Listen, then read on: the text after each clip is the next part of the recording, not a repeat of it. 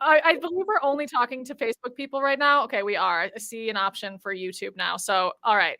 Now we're live on Facebook and YouTube. And thank you everyone for joining us for tonight's office hours. We're joined by Caroline Martin and we're talking about sport horse sales. And when we decided to tackle this topic in office hours, it was something that a number of Ride IQ members requested. So when we decided we were going to tackle it, there was no question who we wanted to talk to about it. We definitely wanted to talk to Caroline. Caroline has one of the top sport horse sales businesses in the country. And not only that, you likely know she's also a rising star in the eventing world and one of the top eventing riders. So we are thrilled to talk to Caroline tonight. And if you haven't attended office hours before, which I'm assuming more people than usual are in that boat because this office hours is a public one, I'll just give you a quick spiel about how it works. So office hours are weekly live virtual events that we host for Ride IQ members generally. But like I said, this one is open to anyone. And we're so glad that you guys are here. And we do a deep dive into a topic that's timely and fun and important in the equestrian world. So we find a Ride IQ coach or a guest expert, which Caroline is a guest expert, to talk about the topic and just take us on a deep dive. And the hour is spent doing some Q&A, but also just getting to know our guests. And we can't wait to get to know Caroline better and learn more about sport horse sales. And I was just telling Caroline, I think she's the busiest person on the planet. So I especially appreciate her saying yes to doing this. And Caroline, thank you for being here. And I'm really excited to chat with you tonight. Thanks, guys. I'm so happy to be here. And I really appreciate you asking me. I'm really, really honored. Yeah. So let's get started just with kind of a lighthearted question. I would love to hear what the highlight of your past few days or maybe your weekend was. Whew, that's really hard. We've had a lot going on right now. I guess my few highlights is I had Ann Krasinski over yesterday. We started show jumping at I think it was 9 a.m. I got off my last horse at 5:30. So that was, and I probably spent like 10 minutes on the ground. So that was my highlight of the week. And also my business partner from Ireland, Kelly Hutchison, flew in with her parents and they're visiting and she's staying for a few weeks and it's just great to catch up with friends. That's amazing. That sounds very fun. The day with Anne sounds action-packed. When you're on horses that long throughout the day, like, do you take a meal break or do you eat a huge meal at the beginning of the day? Or how do you manage to just like power through that many hours of riding? Honestly, just years of just doing it. Honestly, that morning, my fiance and I went to the gym. We worked out for an hour. I came back home. I had like an hour in between, working out and getting on my first horse. So it was just boom, boom, boom. So I drank a lot of energy drinks and I drank a lot of coffee. So that's kind of what keeps me going, to be honest. It's not the healthiest, but it's what works for me. It's amazing. And I heard you talk before about your gym routine, and I am fascinated that you're finding time to go to the gym prior to riding as many horses as you ride. Are you going to the gym to keep you in shape so that you can do as much, like ride 10 horses in one weekend, for example, or does it keep you like mentally clear, or kind of what's your thought process behind the training you're doing at the gym? Both. Yeah. So I go to a gym where they just specialize in athletes. So it's a lot of body mechanics and stuff like that. So I've had quite a few of injuries, especially, I had a couple of tough falls in my past. So it's really important for me to make sure that my body's, kind of straight and even. It is also really good mental therapy for me. Like I don't have a sports psychologist or anything like that. I go see my coach at the gym, and it's also a good time for me to kind of give myself an hour to me. So it gives me time to stretch and kind of unwind and kind of mentally prepare for the day. It's kind of everything at once. So I love it. I couldn't imagine not doing it, to be honest. And we honestly go about 6 times a week. I even go before I go to horse shows. So if I have to be on a horse at 6 a.m., I'll even go to the gym from 4 to 5 a.m. I'm just a little bit crazy like that. So You're a legend. That is really incredible. And I can see why you have a lot of energy drinks that keep you going. You mentioned your fiance. So your fiance is Dennis. He's an engineer, but he's going to the gym with you every day. Is he Yep. is he an athlete as well? Like, did he grow up doing sports, or what's kind of his background? Yeah, he was a runner, and then he always was a very active person. But I got to say, since we've been dating, we've kind of both egged each other on more with the gym. You know, he'll try to one up me, and he'll be like working out 2 or 3 times a day, and I'll be like, I only worked out once, and he'll give me some grief because I'm always riding during the day. But you know, it's not the same. But we kind of egg each other on. We're both very we have aggressive personalities and we don't like to lose. Well, So speaking of I'll be trying to keep up the same weight as him. So that sounds scary, doing the same weight as him. But that's really cool that you guys are doing that and just very impressive. So you guys are in Ocala right now. What amount of the year are you in Ocala versus, I know you spend the other half of the year in Pennsylvania. How do you break it up? about 6 months and 6 months. Honestly, it depends a little bit on the sales season. But I find that if I'm here by November 1st, and then I stay here through right before Kentucky, that's pretty much the market down here, and then we go up north for the rest of the season. I do love being in Pennsylvania, which is it's great for the horses. The conditioning so much easier, but then I wouldn't have a business without Ocala. That's the thing. How many horses do you have with you there right now? Too many. Way too many. We can range from 20 to 40 horses. It just depends on the day. You know, like we had 2 arrive yesterday. One's going to leave tomorrow, but I know there's like 6 horses somewhere that are coming to me at some point, in the next few weeks. So it's hard to peg a number. I have to look at my book. Yeah. I mean, I'm really thinking too about how you get all of your horses from one location to the other. Is that just like a huge caravan of rigs? I'm really spoiled. I work for Amel Spadone, who owns Horseflight, and he owns a major transportation company. And then also one of my sponsors and good friend is DJ Johnson of Johnson Horse Transportation. So I kind of have the ins for horse transportation, so I don't really have to worry too much. But we do have to drive quite a bit back and forth to get the horses down here. Having connections in the transportation industry seems almost like a prerequisite for how many horses you're moving from one part of the country to the other. So I mentioned the topic tonight is generally going to be around sport horse sales. Let's talk about, like, how did you get started in the sales business, and did you intend for it to become as big of an operation as it is? Oh goodness, no. I didn't even think I was a sale horse rider. So long story short, I turned, I think, like 21 or 22 or something. And my parents were like, okay, Caroline, you're on your own. We've done enough for you. You know, I had a really successful young rider career, and I was so fortunate to have my parents that supported everything that I did for me. I'll figure out how to ride my horses the best I can. And so they told me that, all right, Caroline, you need to become self-funded and figure it out and go work hard and good luck, or, you can go to college, sell the horses and go to college. And I was like, no way. I'm going to die trying to become the best in eventing. So I had a string of like 7 advanced horses. I started, selling them off, and someone told me through the grapevine, call Amel Spadone of Redfield Farm. This is where the Redfield prefix comes from. Call Amel. He's a huge horse dealer. So I call him up. I said, hi, Amel. I'm looking for a job. I can clean stalls. I can ride horses. I can brush horses, whatever you need. Just let me know. And he's like, oh, I think I've heard about you.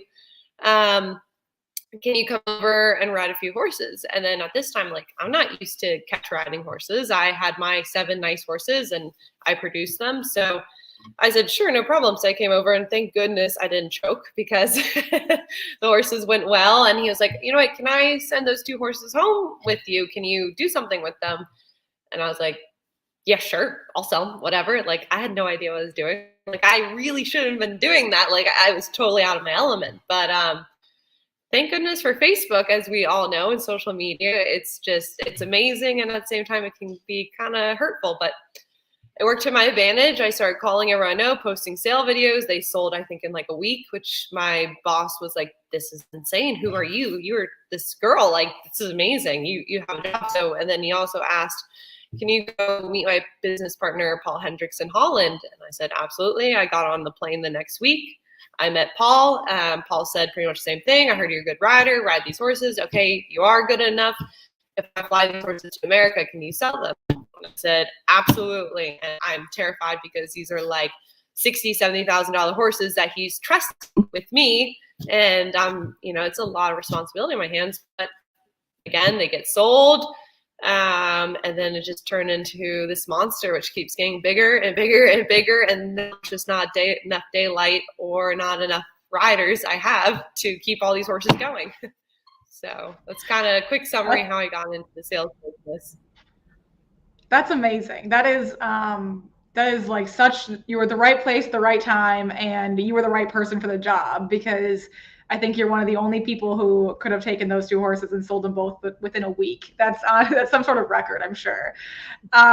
So your business model today, how does that work? Is it still the same group that sends you all of the horses that come through your barn? Are you importing some of them? And if you are importing some of them, how are you sourcing them? Kind of, how does that work? How are you finding the horses that end up in your barn that you then go on to sell? Yeah. Okay. That's a really good question. So the way I built my business is that, yes, so Paul and Emil are my business partners. I call them in a way. They're my bosses, jokingly say. So they help me source the horses mostly from Europe, mostly like Germany, France, Sweden, Switzerland, those type of countries. And then also, so when I started working with them, I worked for them for a full year, and then I started branching out. So I branched out to a girl called Kelly Hutchison. I actually bought a 3-star horse from her called Cristano Z, which I had a lot of success from. She's similar age to me, and so I reached out to her and said, again, hey, don't know if you remember me, but I bought Cristano Z from you. I'm starting a sales business. I know you have a sales business in Ireland.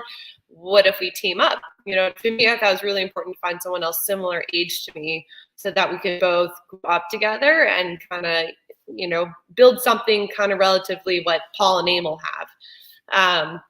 And so she was like, let's do it. So she sent me 2 horses, and I started selling horses for her. So now we all actually work as one big team. So we all share horses. We fly horses over with Emil's company called Horse Flight, and we're honestly one big happy family. And sometimes Kelly gets horses, sends me horses over that you were like, hey, this horse might be a really good equitation horse. We bring them over to Emil. Emil's like, perfect, let me show it for a few months, and vice versa. So we all work together, which is really important to me, that you have business partners that have each other's back, that we all win together and we all lose together. So it's I'm really, really blessed by that. So I love hearing the story about how you and Kelly got started together, because it's awesome to hear about like 2 young women taking on that sort of thing, which is like no small feat to jump into. So just to reiterate and make sure that I have my head around it, all of the horses that are getting produced to be sold within that group of people are being sent to you. Is that right? correct. Yeah. Okay. And do you have a hand in selecting the horses at all, or are they selecting the horses, vetting them, doing all the logistics on that end? And then once they show up in your barn, that's when it's your turn to take over, literally take the reins and produce them and then turn it around and sell them. No, again, it's kind of like a big happy family. So we always have like running what groups are ever. And Emil and I are stuck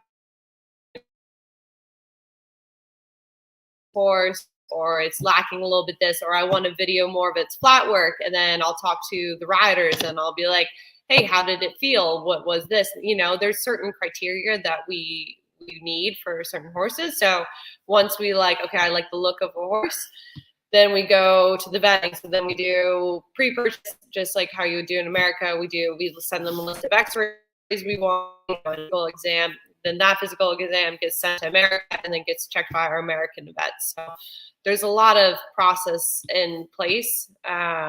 You know, and usually the vets that are vetting horses, even in Europe, are like top Olympic vets. So all these horses are being vetted twice by Olympic level vets. So that's, to me, is really important, because you can't fly over.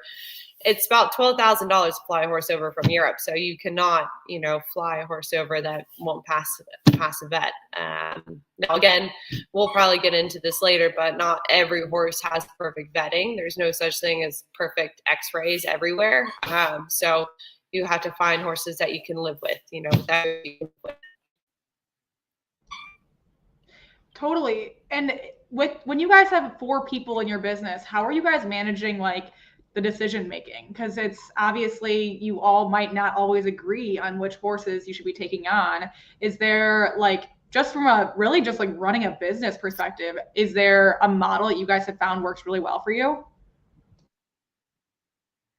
Yeah, well, the biggest thing is that when horses come over from Ireland, from Kelly Hutchison, normally like she's sending the eventing type, and then when Paul and Emma are sending horses, you know, that they can always become equitation horses. We're always agreeing, because if you find a good horse, it's a good horse. So it's really my job once it comes to America to make sure it finds the right pathway. So maybe when I get it, I'm like, okay, guys, you know, this one would make a super dressage horse or a super eventer or a super jumper. You know, when you see a nice horse, it's a nice horse, no matter what. So, and they come in all shapes and sizes, which is the cool thing.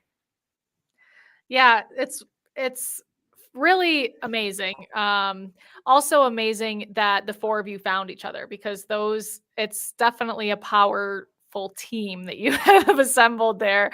And one of the things that I wanted to ask you, which it's kind of becoming apparent, I think it might be that you found the right people to work with, but it's interesting to me that you have really stood out so much as a rider. So your accomplishments as a rider are hard to beat. You know, there are very few, if any, people at your age that have the accomplishments and, you know, the bright future that you have. And then similarly, your sales business is a top sales business. So you've managed to rise to the top in both of the things that you're pursuing. What do you credit that to?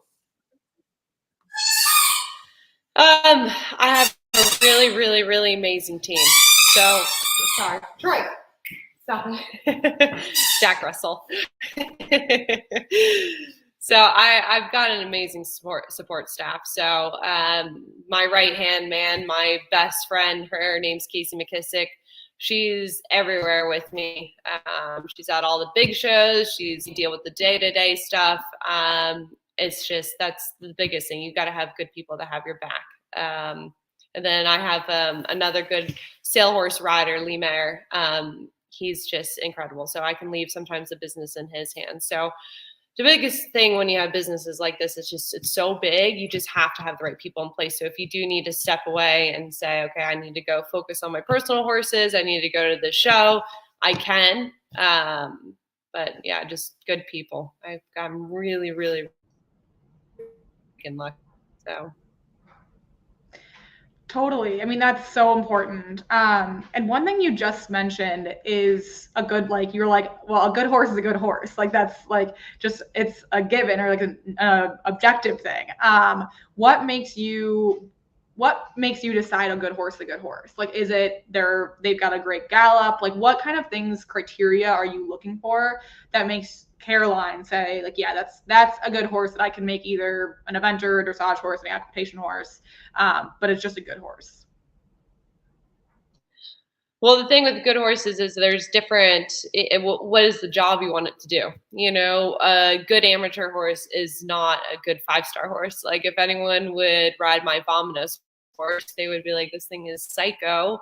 I don't want to touch it, where, it just depends. So what I personally look for in a proper 5-star horse is that it has work ethic, that if I ask it to work, 3 hours, that it would keep fighting for me. A good 5-star horse, it has to have a good gallop. It has to have, again, it's really just the work ethic. You obviously need good movement, good jump, and all of that.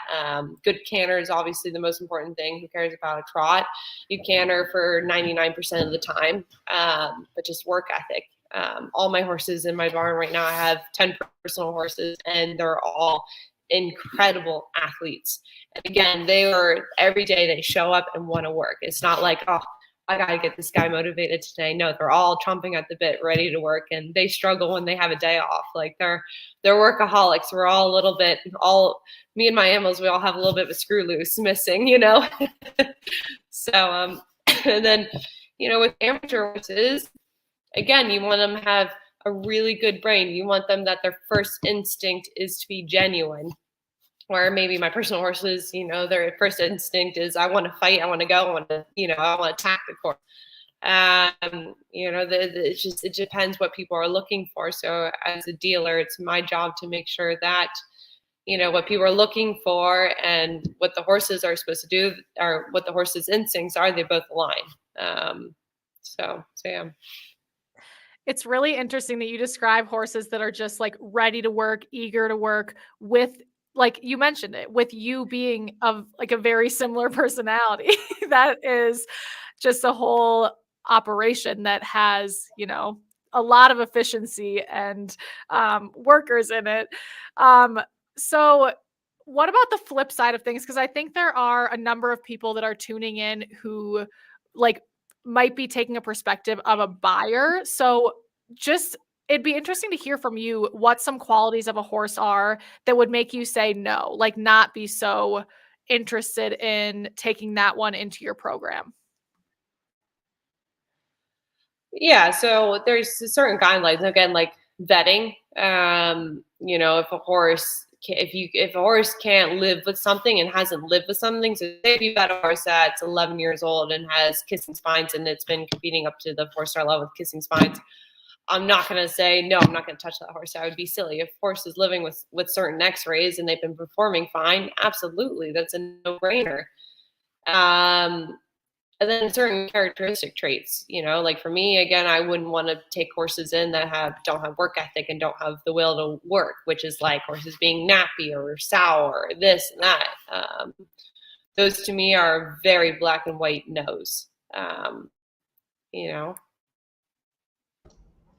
Totally. That makes a lot of sense. And from as a buyer, when you have people call you up, like you have people call you up and like, Caroline, do you have a horse that's good for me? What are the first couple of questions that you ask of them in order to determine if you have any horses for them to look at? Yeah. So the first thing I do when someone calls me up and they're like, I need a horse, this is X, Y, and Z, I literally pull up, I list running list on my phone, and then I look at the list of horses and I think about each individual horse. I ask them, what's your budget? So then we have so many horses, so I can at least narrow to that. And then I ask them, what are your goals? If a person calls me and say, my goal is to win novice level, that's very different than, again, a person that wants to say, I want to go advanced level. And then, I just ask them I ask them to paint a picture for me. So I say, what is your dream horse? Like, what is your unicorn? Is it a bay? Is it a gelding? Is it a mare? Does it have 4 white socks? Like, it sounds silly, but again, like when I tell people when they come and try horses and they pick one they like, I say that you want to have that feeling like horse to stay, like you don't want to get off the horse, like you just want to stay all day on the horse, and the first thing or the last thing you think about when you go to bed is that horse, and the first thing you wake up in the morning is you thinking about the horse. That's the horse you want to buy, and that's my job to figure out for clients what that horse is. So the more I've been doing this, the more I've been getting to know people and figuring out the right questions to ask, and yeah, it's been fun. It's been a fun process for me. It's funny you mentioned like the different characteristics of the horses you might have in the barn, and I I follow you on Instagram obviously, but also have visited your website many times, and I fall in love with the horse every time. So I literally have to like blacklist visiting too often because it will be on my mind when I'm not in the market. But you have just, I mean, such cool horses that which makes sense because you know that's why you have a successful business because you have very cool horses that end up in your hands. I'm kind of circling back now, but I want to like get into what the goal turnaround time is with a horse that's sent to you. So is there kind of a roadmap? Like ideally would a horse be a certain age when they're sent to you and then be sold within a year, or like what are those metrics that you're looking for within your program? Yeah, that's a great question. So we've been compiling data since I started the sales business, and kind of the biggest market that I sell is it's funny. It's a 5-year-old bay gelding. So for me, it's interesting and it makes a lot of sense though because at 5, you know what the horse is going to be able to do. And it's the best market to purchase a horse at. So if you think about it, when you're purchasing horses from Europe, someone had to bred the horse, someone had to break the horse in, someone had to feed the horse, you know, and as we all know, horses are not cheap to take care of. It really costs, no matter what, $20,000 a year to feed a horse. So if you're purchasing really a horse as a 5-year-old, it's the best price. You know what the horse is going to do. If it's going to be an upper level horse, if it's going to be an amateur horse, you know, where it's going to go, and you're going to get the best value. And then you also have 10 to 15 years of riding it, you know, knock on wood, as long as it stays sound and all of that, you know, injuries can happen. So that's kind of my market. Now, everyone, including me, I would love to go out and buy that 7-year-old that's ready to step up to advance, that's produced. I'd love to buy that for $40,000, but sadly, you know, it's just not cheap to feed these animals. It's not cheap to feed them. It's not cheap to shoe them. It's not cheap to transport them. It's not cheap for insurance. And, you know, we all know this is just not a cheap sport, sadly. It is what it is. So 5-year-old is my best market and kind of the best type of horse you can buy, really. So you're buying them at 5, and then what's the ideal age and or level that they would be at when they're sold? You what? Sorry, it cut out. I said, so you're buying them at 5, and that's what. Can you hear me? You're buying them at 5, and then what's the ideal age and level they'll be at when they're sold to their next owner? Yeah, we actually average a 3-month turnaround. So we usually get them in. They've never evented before. They've done a little bit, and we usually produce them up to the training level. So yeah, so that's a quick turnaround. But again, they usually, especially coming from my business partners, they're coming with a really good foundation. So they've either done show jumping shows up to the meter 10. They've done hunting. They've done enough in their life so that they have a good baseline. I just kind of put on the finishing touches and make sure that, you know, we get them out and about and see America and make sure we understand that the horse really does have a good foundation. Totally. I mean, a 3-month turnaround is so quick, and that's so many horses coming and going from your barn. How are you not getting incredibly like emotionally attached to all of them? And is it hard for you to be like, okay, Caroline, like this one is leaving in 3 months. Do not like no questions asked. How do you manage that? Yeah, there's been a few times that I've cried over horses. I'm not going to lie. So there's been a few special ones. But then the cool thing is that, you know, America is so great where people post on social media and I can keep stalking. Like people might not think I stalk all the horses. I stalk so much. I had to put a 20-minute limit on my Facebook and a 20-minute limit on my Instagram because I could be on there all day looking at my horses, you know, or my past sale horses. So that's definitely hard. And there's been times where I've produced personal horses that I thought I could keep the ride on, but again, my business is so big, and I have monthly bills. I had payroll to pay every month, so I have to sell a personal horse once in a while. And I sold a really, really good 5-year-old mine, and I bawled. His name was Redfield Harris, and I put him on trail. I might even cry now. I put him on the trailer and I said, all right, goodbye, buddy. And it kills me. But he went to such a lovely home, and they're going to spoil him more than I could honestly spoil him. I don't even have enough time, hours in the day to spend with my fiance. So, again, I live by the line that if it was meant to be, it's meant to be. So I use that to make sure I don't go crazy. Oh, that sounds so hard, but totally makes sense, like based on what you are in pursuit of. Has there ever been a horse that came into your sales business that ended up being one of your rides? Yeah, few now. Yeah. So I think one of the first ones was the 5-year-old champion King Especial. He came in. I remember trying him as a 4-year-old in Holland at my boss's Paul Hendricks place, and I tried him. I was like, I got to get this horse. And I went home. I sent some videos to people. And I remember a trainer of mine was like, he's awful. He's too gangly and big, and he looks like a man's ride. He's not appropriate for you. And I was like so heartbroken. I was like, how can someone say that? And then he got to America, and we made a sale video of him. And I called like a couple top riders, and I was like, guys, I have the best horse for you. And everyone was like, no, you're crazy. He's too big. He's way too big, Caroline. And then I kept riding and competing him, I think 4 or 5 months down the road. And this was like amidst COVID. And I was like, and then someone sent me an offer, or was like very serious about flying out and trying him. The offer wasn't made yet. And I called Paul, and I was like, Paul, I can't, I don't want to do it. I wanted to ride this horse at Auckland. Like, I really don't want to sell him. He's like, yeah, you're right, Caroline. I'm going to own him for you. So Paul and Emil and a few other people, Gail Davis and Derek Shrine, jumped on board, and they own the horse for me now. And so he actually went to Leon last year. He won the 5-year-old championships. He's an amazing horse. So I was really lucky with that. And one other story, I've kept other few sale horses now by accident.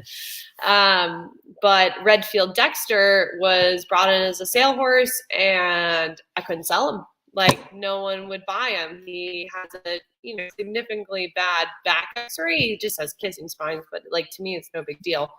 No one would touch him. And like, every time we get around the vetting, I would send the X-rays prior to the vetting, and people were like, nope, absolutely not. My vet says the horse won't make it. And this horse is now 1 3-star long, and is moving up to the 4-star level, so that's kind of funny. And so my bosses, fortunately enough, they sold the horse to me at cost, because what else are we going to do? I got to keep riding it. And then now people have asked me if he's for sale, and he is not for sale. I put a lot of work into that horse now. So he's mine. That's amazing. I am too emotional of a person to hear about how this all goes. Like, I have chills the whole time you're talking about these things, and just how like that one, it was really serendipitous that you ended up with him being your ride, and it's very cool. You mentioned briefly Facebook and Instagram. I know you have a huge following on social media. How important is that to your business? And are most of your clients coming to you from social media? And then a third question is like, how did you grow such a significant following? Yeah, so social media is huge. I get probably 90% of my business, 80% of my business. I get a lot of my business through it. And I've made a point to post as much as possible. So it all started when I first started business. It was just me and Casey. And so I live right next to Liz Halliday, where she used to live. She sold her property now. We would hack over there, and she's an amazing cross-country horse. And literally the horse would fly in from Europe. The first ride would be at Liz Halliday's cross-country course. So I'd be like, okay, Casey, video me. And then she would video me. I'd jump a combination. I'm like, click. Okay, post to Instagram. All right, let's do another one. And then, we would kind of egg each other on, because, all right, do a crazier combination. You do a crazier combination of horses that I've never seen a cross-country job. We're doing like 3-star combinations, where I was a little bit silly and naive. so that kind of started my social media, kind of, showed me the significance, because then I was realizing, well, I just posted on my story and someone just said, hey, can I come try this horse tomorrow? And then I was like, oh, Facebook and Instagram are really that important. And then it's just gotten bigger and bigger with the Facebook groups and stuff like that. So it's really important that we keep my website up to date. That's a really good tool for me, because again, if a client contacts me, I can say, hey, my website's always up to date. Just look at that. So sadly, I'm not a huge fan of social media. Sometimes I find that, you get more into what's on your wall or page or whatever more than what you're doing yourself. But it is what it is now. And athletics works for me, so we kind of all tag team the Facebook and keep it all updated. And it's a full-time job. I could literally sit at my desk all day and do Facebook and Instagram and find clients through that way. But there's not enough time in the day, sadly, to do it all. I mean, seriously, you're talking about all these different things that go into your business, and I'm sitting here like, do you ever sleep? And I think based on how many energy drinks you're talking about drinking is probably not, but it's incredible. You have quite the program running. And I mean, so you've mentioned like at least once in this call that you have a couple people who help you ride the horses. Do you really try to be the person who rides most of the horses every day? Or how does that, because you've got 40 horses in your barn, you can't possibly be riding them all. How do you pick which ones you are riding? How does that all work? Yeah, so when I first started the business, it was just me and my friend Casey. We rode all the horses. We did everything. We did every vetting. We did, like, you name it, we had to do it. Now that I'm growing and I'm trying to expand my business, I have 2 hired riders. I have Lee Mayer and Delaney Emerson. They're amazing. They're amazing people. Delaney just won. I think she won 3 different levels on the weekend. Like, huge shout out to her. She was on fire. And then Lee Mayer, he's from Ireland and he's a rock star. He grew up on a horse. He's so natural, and and he's phenomenal at the business. So I personally, currently right now, I'm actually only trying to ride my personal string. So I have 10 or 11 horses in my personal string. I ride those pretty much every day. Again, like Casey, the great thing about her is she's really my coach. We're 2 peas in a pod. Like, we bounce ideas off of each other. So when I'm struggling with one of my horses, or I'm like, I don't know how to fix this horse, or I don't know what to do, she rides them and helps me with them. And we just kind of bounce ideas off each other, which I think is so important to have someone in your business or, in your barn like that. I find with a lot of amateur riders that everyone's like, I just want to do everything myself. And I'm like, I'm a professional and I cannot do everything by myself. I take so many lessons a week. Like, I have, Ann coming, and I'm jumping 10 horses with Ann. I'm doing 10 dressage lessons. I'm taking 10 cross country lessons. I take a lot of lessons. I need a lot of help. And I have Casey watching my lessons and trying to, keep working on all the horses' weaknesses. So we have a lot of riders, and there's a lot of work that goes into these horses. It's not just, we whip them out, we show them to clients, we put them back in the stall. No. And even if they get tried by clients one day, we still bring them out and train them. They still need the education. So it's a lot of riding we put into these horses. We put way more riding into grooming the horses, which I wish we had a little bit more help on the grooming part, where we always need more help here. But we do a lot of training on them. One thing that I want to call out and just compliment you on is I've heard you speak so many times, whether it's on podcasts or at events, and you are so humble and so quick to credit everyone around you. And, given the spotlight that you're in, it would be very easy to be like, yeah, I rock. And you're just like, you're so kind and always putting the spotlight on the people around you too, which is a really unique and special trait. And you make it so easy to cheer for you and just as fans just want the best for you because you're that way.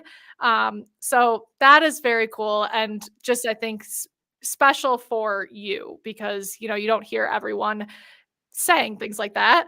And then a question that I have is, you mentioned the people who help ride the horses, Casey, Lee, and Delaney. Do they travel with you from Ocala to Pennsylvania and follow the same schedule? Yep. Yep. They're with me 24/7. I would not survive without them. Like Casey flew back to Pennsylvania for 2 days just to go meet her nephew. He was born in January, and I'm like, I can't survive without her. It's 2 days. And then Lee went to go, he got his visa approved, so he went to go get his visa in Ireland, and he's gone for 2 weeks. And I'm like, I am so panicked right now. I miss my people. I have two of them gone, and we jokingly said Kelly from my business partner, Kelly Hutchison, she's here for 3 months total because she flew over her own horses to train and sell and compete. And I'm like, they had to send Kelly over to babysit me because I can't handle my other people being gone. So I'm very clean with my people.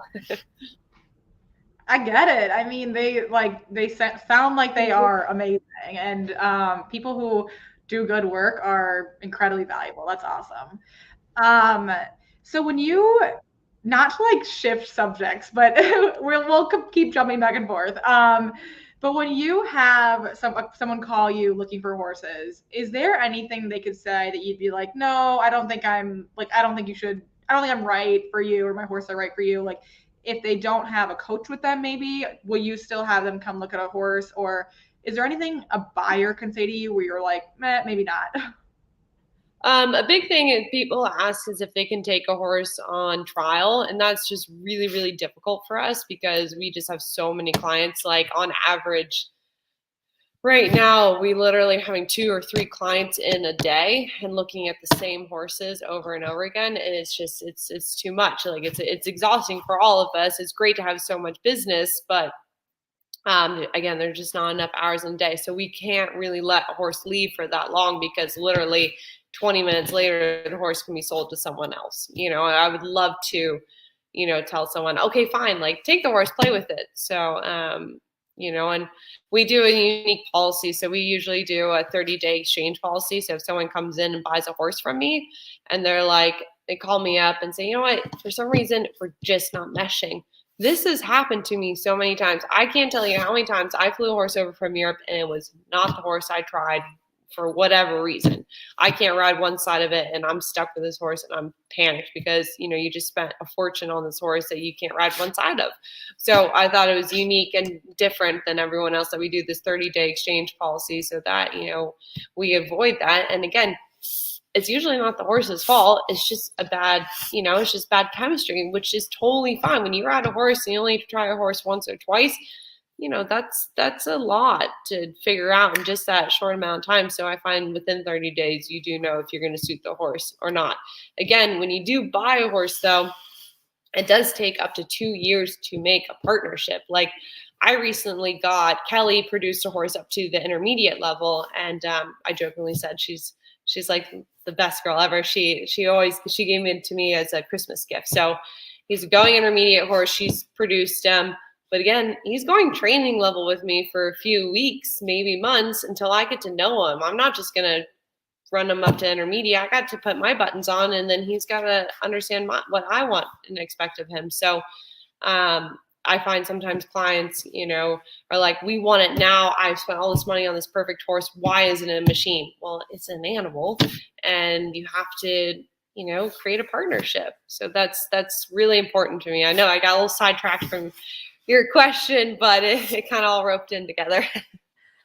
Getting sidetracked is encouraged on on office hours. So I had no idea you guys had the 30-day policy.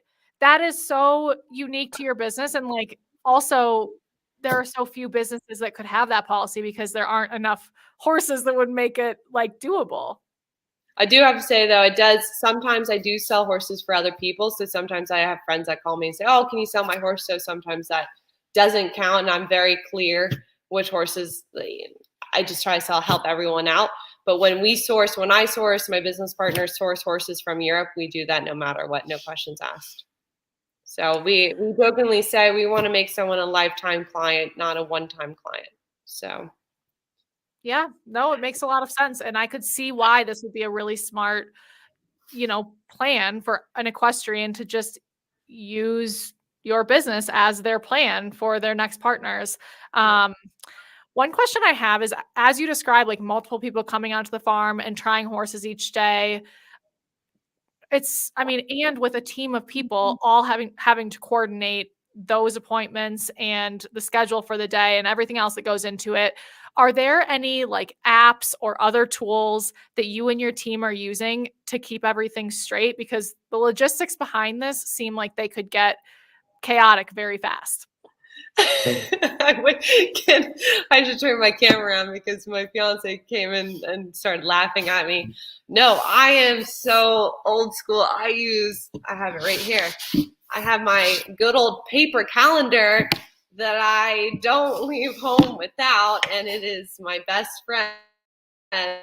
And no, my fiance has gotten me a little bit better with technology. I am a typical horse person. I'm really bad with it. But we've been recently using Google Sheets, the online Google Sheets. And so we have like a going list of each horse. So anytime the horse gets a pair of shoes on, gets wormed, gets anything, like say it's acting colicky, gets Banamine or whatever, we have this Google Sheet so that we are all on track. So that, say when the horse does sell, I'm like, okay, the horse was shod this day, had his teeth done this day, that helps.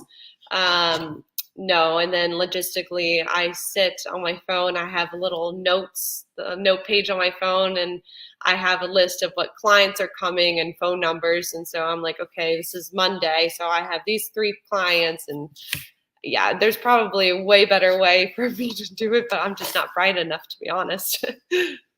So That's not true. That is not why. You have a program that works. So, what do they say? Like, don't fix what's not broken. I think that I could do better. I could definitely do better. I will get there. He's slowly breaking me in. He wants to design that my barn is covered in TV screens and everyone has checklists, but that just stresses me out.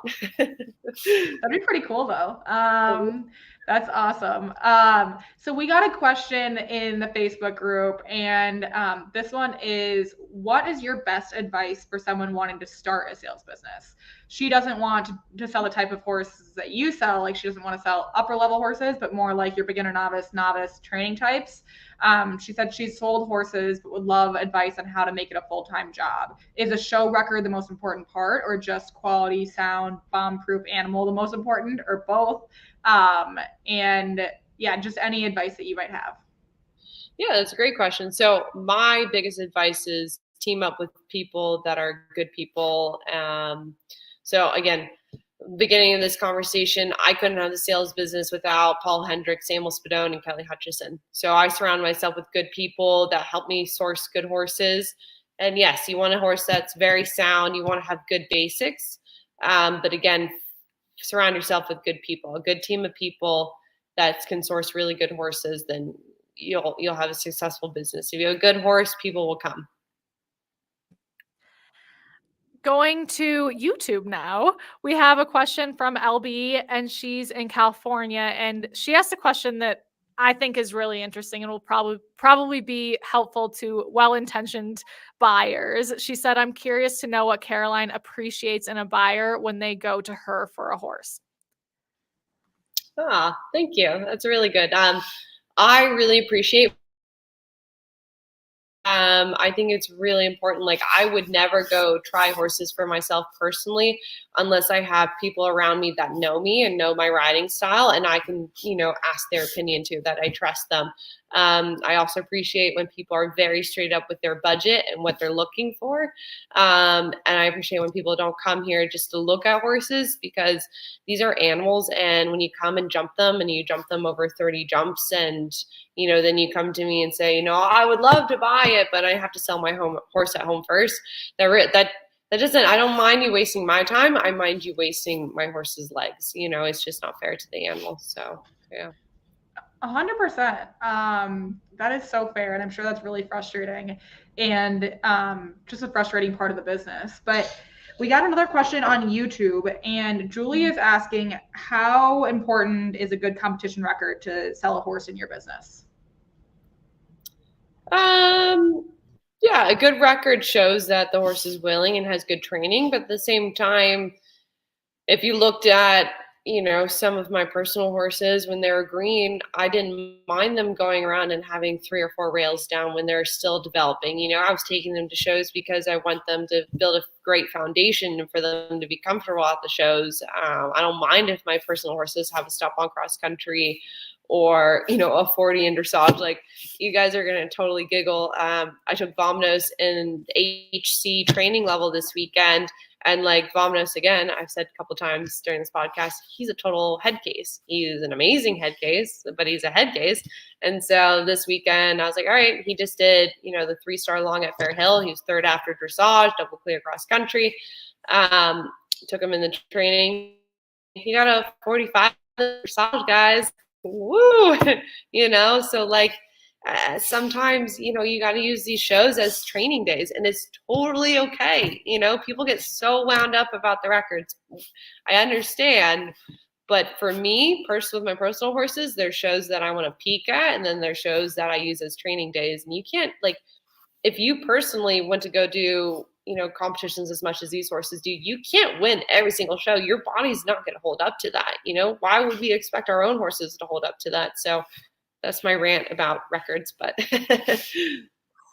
Okay, let's talk about your competition days, because it seems, impossible to me because I'm just a normal human. How many horses are you riding in a competition these days? Oh, too many. Way too many. I have 10 horses. Like, I originally had 10 horses next week for Rocking Horse, but I was like, okay, Caroline, like, don't kill yourself in whatever month we're in February. I was like, don't kill yourself in February, but starting March, I'll have like 10 FEI horses at every show. It's going to be too many. Too many. I think at Fair Hill, I didn't do this intentionally. My rider had visa issues. So I originally was only supposed to ride, I don't know, 3 or 4 horses at Fair Hill, and it turned to be like 14. And it was miserable. I had 1 horse in the 5-star, I don't know, 2 or 3 in the 3-star, and like whatever, 10 in the young event horses. Too much. It was funny, but it's not funny. I was literally crying when I was getting off the horses. So that's insane. Do the show organizers like hate you because they're like, how do we get Caroline in 4 different places at one time? Let's just say I try to buy them wine or steaks or something as just an apology. I called Rick Dunkerton the other morning, and I was just like, Rick, I am so sorry for being the most annoying, horrible human. Like, I'm really trying the best I can, but like, I can only do so much. There's only so many shows, So. I'm sure that 14 entries isn't it is a hard thing to figure out scheduling wise, but it's not a terrible thing for a show organizer. Yeah. Is there a single thing that helps you manage having like a lot of rides, which I would qualify as like anything over 5, but you would probably qualify as anything over 10. Is there anything that like helps you stay stable throughout a day that you have 10 rides? Yeah, I've got an amazing groom called Hannah. Her name's Hannah. She's my kryptonite, or not kryptonite. She's my secret weapon. She does such a good job lunging my horses and getting them prepped and all that type of stuff. So that really helps me. I do a lot of lunging at the show just to get the horse's body warmed up, so that if I have to get on and go right into sitting trot, that the horses aren't like, ow, what are you doing? And then we kind of spoke about my rock star fiance. He comes to all my shows. He's so sweet. So like when I have busy days, I do eat a little bit. He brings me up a smoothie every day around noon. And he's like, he sees me and he's like, as soon as you're done with that horse, he makes me sit down, drink your smoothie, have a little bit of water. Okay. Now you're kind of rehydrated. So, again, like, I know I keep talking about my like crew of people, but like this is the only reason why I keep going. If they upped and left me tomorrow, I would be like, okay, I quit. I'm done. Like I rely so much on my people. That's amazing. That's so just like great to hear. And you deserve it. You deserve to have a wonderful team of people because you seem like a wonderful person to be around and work with. And you treat your horses well, which makes you just like it would sound like it would be great to work with you. So what's your favorite part about competing 10 horses or a ton of horses at a show? Is it that like if you have a bad round, in 10 minutes you're gonna have another round and you can maybe redeem yourself? I don't know. It's more just like it's like my day-to-day life. Just like when I ride a lot and I get in that really good mental space, and then I just keep going, keep going. It's just I don't want to say it's like organized chaos, but it's just like where it's almost like when you're working out and you're like just going and there's you can't stop, because if you stop, you're just totally screwed. Then you mess up your whole day, so you have no choice but to keep going. I don't know. It's just like it's a weird adrenaline. I don't know. I think I'm crazy, to be honest. So. It's funny. People are now asking for nutrition tips in the chat because I think everyone's like, how is this possible? Which I feel like that too. I just had a question come to mind that is back kind of to the sales business. Who holds ownership of the horses that you're selling? So when Kelly sources horses in Ireland, she mostly owns ownership of those. And then when Paul and Emil source horses from Holland and Germany, Paul or Emil or both will own ownership. I don't actually own any of the horses. I'm honestly just the jockey. So, we all do work together, but really Kelly has her Hutchison Sport Horses business. Paul Hendricks owns Stall Hendricks. And then again, Emil Spadone owns Redfield Farm. So each of us have our own businesses, but we all have, each other's backs. Sorry, had trouble finding the mute button there. So we're coming up on the hour here, which is sad because I want to keep talking for the rest of the night. But we will let you go, and I know you need to eat dinner. Do you have a most memorable experience from selling a horse? I got to be honest. No, there wasn't like one moment. Like you see so many people, and like I get so many messages. Like earlier today, a few hours ago, someone was just thanking me that this horse is the horse of their lifetime and the horse is their child. Like I love stuff like that. We all work so much and we work so hard, and sometimes we kind of stop and forget how lucky we are. We get to spend time with these animals and like what they do for us. Like I remember at Fair Health 5-star, my Islandwood horse, he did all clean flying leech ages. I started crying because sometimes I forget like all of this, like these horses are so cool. It's so cool what we get to do. And they try so hard for us. And when I get to see a horse do that with someone else, and that this horse is someone's child, or this horse is like making someone's career, like it's so freaking cool. Like it makes me so proud. And I'm like, I'm really, really lucky to be in that position. So it's hard to say, this one time I sold a horse to Joe Schmo. No, it's just kind of, it's everything. I mean, when you think about the fact that you're selling 80 horses a year, the only perspective Kinsey and I have is having one horse at a time. And I mean, I can tell you that every one of the horses that we've had at a time was like, our whole life, our whole heart. And a lot of people are in that boat. And when you're selling 80 horses a year, you're helping 80 families and like equestrians, riders find not only like their equestrian partner, but we all know they're everything. And that is a huge, huge, huge impact to be having on the world, really. And it's very cool.